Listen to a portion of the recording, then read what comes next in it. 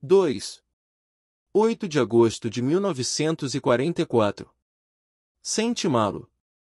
Portas são arremessadas de seus batentes. Tijolos se transformam em pó. Grandes jatos de cal e terra e granito se expandem como nuvens pelo céu. Todos os 12 bombardeiros já bateram em retirada e ganharam altitude e se realinharam acima do Canal da Mancha antes de as telhas de ardósia projetadas pela explosão terminarem de desabar sobre as ruas. As labaredas assomam paredes. Incendeiam os carros estacionados, assim como as cortinas e os abajures, os sofás e os colchões, e a maior parte dos 20.000 volumes da biblioteca pública. As chamas desfilam e se agrupam, arrebentam sobre as laterais da muralha como ondas, se derramam pelas ruas, por cima dos telhados, no meio de estacionamentos. A fumaça sucede à poeira, as cinzas sucedem à fumaça. Uma banca de jornal flutua em meio ao fogo. De dentro de porões e criptas em toda a cidade, os habitantes de Saint-Malo fazem suas preces. Senhor Deus, proteja esta cidade e este povo, não nos abandone, em seu nome rogamos, amém. Homens idosos se agarram a candeeiros, crianças soltam gritos estridentes, cachorros uivam. Em velhas casas geminadas, chamas incineram vigas de 400 anos em poucos segundos. Em uma parte da cidade velha, comprimida contra as muralhas ocidentais, o incêndio cria correntes de vento, com redemoinhos de fogo que chegam até 100 metros. O apetite por oxigênio é tanto que objetos mais pesados do que um gato são sugados para as chamas. Letreiros de lojas pendurados em cantoneiras se inclinam na direção do calor, uma fileira de plantas em vasos desliza e cai sobre o cascalho. Aves, expulsas das chaminés, pegam fogo, se precipitam como brasas arremessadas por cima das muralhas e se apagam no mar. Na Rue de la Crosse, o Hotel das Abelhas se torna quase etéreo por um momento, alçado por uma espiral de fogo antes de seus pedaços começarem a cair como chuva de volta para a terra. Rue Valborel, número 4. Marie-Laure se enrosca como uma bola embaixo da cama, segurando a pedra com a mão esquerda e a pequenina casa com a direita. Os pregos guincham e gemem nas tábuas. Uma cascata de gesso, tijolos e vidro cai sobre o chão, sobre a maquete da cidade em cima da mesa e sobre o colchão acima dela. Papa papa papa papa. Marie-Laure está falando, mas seu corpo está desgarrado de sua voz, e as palavras têm uma cadência desamparada e distante. Ela imagina que a raiz de uma árvore gigantesca, em uma praça central em que jamais a levaram, enredou todo o solo por baixo de Saint-Malo, e a mão de Deus desarraigou a imensa árvore puxando junto todo o concreto e arrancando porções e pilhas e nacos de pedras, até que enfim a raiz surge por completo, a estrutura semelhante a uma árvore de cabeça para baixo enfiada na terra. Não seria assim que o Dr. Jeffard descreveria para ela? E as muralhas desabam, as ruas se desprendem, e mansões do tamanho de um quarteirão tombam como brinquedos. Vagarosamente, agradecidamente, o mundo se aquieta. Do lado de fora vem um leve tilintar, fragmentos de vidro, talvez, caindo nas ruas. É ao mesmo tempo estranho e belo, como se do céu estivessem chovendo pedras preciosas. Será que o tio-avô sobreviveu, seja lá onde estiver? Será que alguém sobreviveu? Será que ela sobreviveu? A casa estala, goteja, rende. Sobrevém um som como o farfalhar de um matagal, porém mais ávido. Um som que suga as cortinas, suga as partes delicadas dos ouvidos dela. Ela sente o cheiro de fumaça e entende: fogo. A vidraça da janela de seu quarto se espatifou, e ela escuta através das venezianas o som de alguma coisa queimando. Algo colossal. O bairro. A cidade inteira. A parede, o chão e a parte de baixo da cama dela permanecem frias. A casa ainda não está em chamas. Mas por quanto tempo? Acalme-se, ela pensa. Concentre-se em inspirar, expirar. Inspire de novo. Ela permanece embaixo da cama.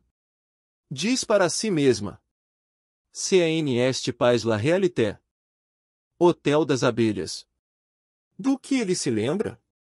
Ele viu o engenheiro Ber fechar a porta do porão ao entrar e se sentar na escada. Viu o enorme Frank Volkeimer, na poltrona dourada, esfregando uma mancha na calça.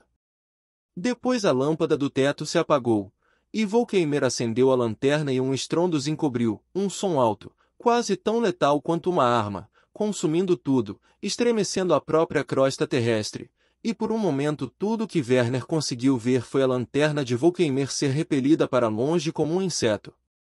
Eles foram arremessados. Por um instante ou uma hora ou um dia, quem saberia? Werner estava de volta a Zollverein, na margem de um campo, em pé na beira de uma cova que um mineiro havia cavado para 2 mulas, e era inverno, e Werner não tinha mais do que 5 anos, e a pele das mulas tinha ficado quase translúcida, a ponto de ser possível ver os ossos turvados no interior, e pequenos torrões de terra suja estavam presos nos olhos abertos dos animais. E a fome era tanta que o levava a se perguntar se sobrara alguma parte comestível nas carcaças. Ouviu a pá bater nos seixos. Ouviu a irmã respirar. Então, como se um elástico tensionado tivesse atingido seu limite, algo o puxou de volta ao porão embaixo do Hotel das Abelhas. O chão parou de tremer, mas o som não diminuiu. Ele aperta a palma da mão contra o ouvido direito. O estrondo persiste, o zumbido de 1000 abelhas, muito perto. Estão ouvindo alguma coisa? Pergunta ele, mas não consegue ouvir nem a própria voz. Sua face esquerda está molhada. Os fones de ouvido que estava usando desapareceram. Onde está a bancada de trabalho? Onde está o rádio? O que são estes pesos em cima dele? De seus ombros, peito e cabelo, Werner recolhe pedaços quentes de pedra e madeira. Procure a lanterna, encontre os outros, verifique o rádio. Procure a saída. Descubra o que aconteceu com sua audição. Esses são os passos racionais. Ele tenta se sentar, mas o teto arriou, e ele bate a cabeça. Calor esquentando. Pensa, estamos presos em uma caixa, e a caixa foi arremessada pela cratera de um vulcão. Transcorrem segundos. Talvez minutos. Werner se ajoelha. Luz. Depois os outros. Depois a saída. Depois a audição. Provavelmente os homens da Luftwaffe no andar de cima já estão vasculhando os escombros para ajudar. Mas ele não consegue encontrar a lanterna. Não consegue nem ficar de pé. A visão de Werner está emaranhada por milhares de fios vermelhos e azuis vagando na escuridão absoluta. Chamas? Fantasmas? Elas afagam o chão e depois se elevam até o teto, brilhando de maneira estranha, serena. Nós estamos mortos? Grita para a escuridão. Nós morremos? 6 andares para baixo. O estrondo dos bombardeiros mal tinha esvanecido quando um projétil assobia por cima da casa e provoca uma explosão seca não muito longe dali. Objetos tamborilam sobre o telhado, fragmentos de munição? Brasas? Você está em um andar muito alto, diz Marie-Laure para si mesma. Ela se força a sair do abrigo embaixo da cama. Já ficou ali por tempo demais. Ela retorna a pedra à casinha e recoloca os painéis de madeira que formam o teto, torce a chaminé de volta à posição original e enfia a miniatura dentro do bolso do vestido. Onde estariam seus sapatos? Marie-Laure rasteja pelo chão, mas seus dedos só conseguem distinguir pedaços de madeira e o que talvez sejam cacos do vidro da janela. Encontra a bengala e sai do quarto calçando apenas meias, seguindo pelo corredor. O cheiro de fumaça está mais forte. O piso ainda está frio, as paredes ainda estão frias. Ela se alivia no banheiro do 6º andar e contém o reflexo de dar descarga, sabendo que a privada não vai se encher de água, e se certifica de que o ar não está quente antes de avançar. 6 passos até a escada. O silvo de um segundo projétil ecoa no céu, e Marie-Laure solta um grito, e o lustre acima de sua cabeça repica enquanto o projétil detona em algum lugar no outro lado do estuário. Chuva de tijolos, chuva de cascalhos, chuva mais lenta de fuligem. 8 degraus da escada em espiral até o andar de baixo, o 2º e o 5º degraus rangem. Contornar o pilar do corrimão, mais 8 degraus. 4º andar. Terceiro. Aqui ela verifica o fio do alarme que o tio-avô construiu por baixo da mesa do telefone no patamar da escada. O sino está suspenso, e a linha continua retesada, correndo verticalmente através do orifício que ele perfurou na parede. Ninguém entrou nem saiu. 8 passos pelo corredor até o banheiro. A banheira está cheia. Algumas coisas boiam dentro dela, lascas de gesso do teto, talvez, e há uma areia grossa no chão, mas a garota se ajoelha, leva os lábios à água e bebe até se saciar. O máximo que ela pode. Volta a escada e desce até o segundo andar. Depois ao primeiro, videiras entalhadas no corrimão. O cabideiro tombou para a frente. Fragmentos de algo afiado estão espalhados pelo corredor, pedaços de louça. Imagina ela, da cristaleira da sala de jantar, e ela caminha o mais de leve que consegue. Aqui, algumas das janelas também devem ter explodido. Ela sente cheiro de fumaça novamente. O casaco de lã do tio-avô está pendurado em um gancho no vestíbulo, ela o veste. Não há sinal dos sapatos dela. O que será que ela fez com eles? A cozinha é um amontoado de prateleiras e panelas caídas. Um livro de receitas jaz em seu caminho com as páginas abertas voltadas para o chão, como um pássaro abatido por um tiro. No armário, ela encontra um pão pela metade, o que sobrou do dia anterior. No centro do primeiro piso, encontra o anel de metal da porta para o porão. Ela desliza a pequena mesa de jantar para o lado e isso o alçapão para abri-lo. Lar de camundongos, umidade e fedor de crustáceos, como se uma gigantesca onda tivesse varrido a cidade décadas atrás e retrocedesse muito devagar. Marie Laure hesita acima da entrada, sentindo o cheiro dos incêndios do lado de fora e do odor viscoso, quase o oposto, vindo lá do fundo. Fumaça, seu tio-avô diz que é uma suspensão de partículas, bilhões de moléculas de carbono flutuando. Pedaços de salas de estar, cafeterias, árvores. Pessoas. Um terceiro projétil de artilharia grita em direção à cidade vindo do leste. Novamente Marie Laure apalpa a pequenina casa no bolso do vestido. Depois apanha o pão e a bengala, começa a descer a escada e fecha o alçapão. Encurralados. Uma luz surge. Uma luz, assim espera Werner, que não foi acesa por sua própria imaginação, um facho cor de âmbar movimentando-se pela poeira. Ele zigue-zagueia pelos escombros, ilumina uma seção da parede desabada, aviva um pedaço retorcido distante. Vagueia sobre 2 armários de metal tortos e amassados, como se uma mão gigantesca tivesse aparecido e dobrado cada um no meio. Brilha sobre caixas de ferramentas despejadas, painéis quebrados e uma dúzia de potes intactos cheios de pregos e parafusos. Vou queimar.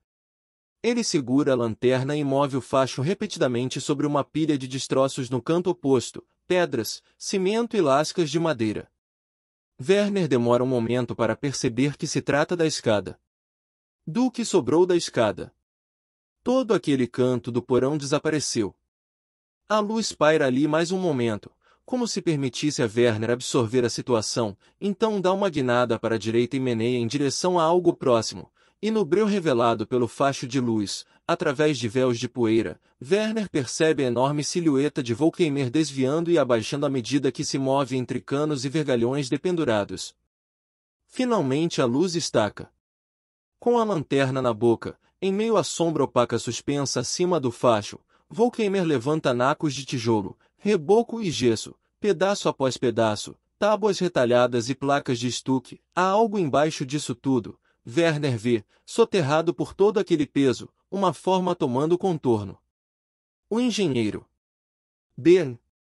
O rosto de Bern está branco de poeira, mas seus olhos são 2 vazios, e sua boca, um buraco violeta. Embora Bern esteja gritando, o ruído serrilhado alojado no ouvido de Werner o impede de escutar. Volkeimer ergue o engenheiro. O homem mais velho não passa de uma criança nos braços do sargento, que mantém a lanterna entre os dentes, e percorre o espaço em ruínas com ele, abaixando-se de novo para evitar o teto pendente, e o coloca na poltrona dourada ainda aprumada no canto, agora recoberta de um pó branco. Volkeimer põe a grande mão no maxilar de Bernie e delicadamente fecha a boca do homem. Werner, a apenas alguns metros de distância, não percebe qualquer mudança na vibração do ar. A estrutura que os cerca sofre um novo abalo, e uma poeira quente cai em cascata para todo lado. Em pouco tempo, a lanterna de Volkeimer começa um percurso no que sobrou do telhado. As 3 imensas vigas de madeira racharam, mas nenhuma cedeu por completo. Entre elas, fendas desenham uma teia de aranha no estuque, e os canos o atravessaram em 2 pontos. Atrás de Werner, a luz alcança a bancada virada, o rádio com o estojo esmagado. Finalmente encontra Werner, que levanta uma palma para bloquear a luz. Volkeimer se aproxima, seu rosto grande e solícito chega bem perto.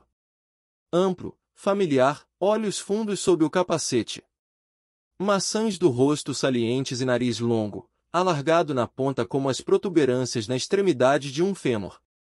Maxilar do tamanho de um continente.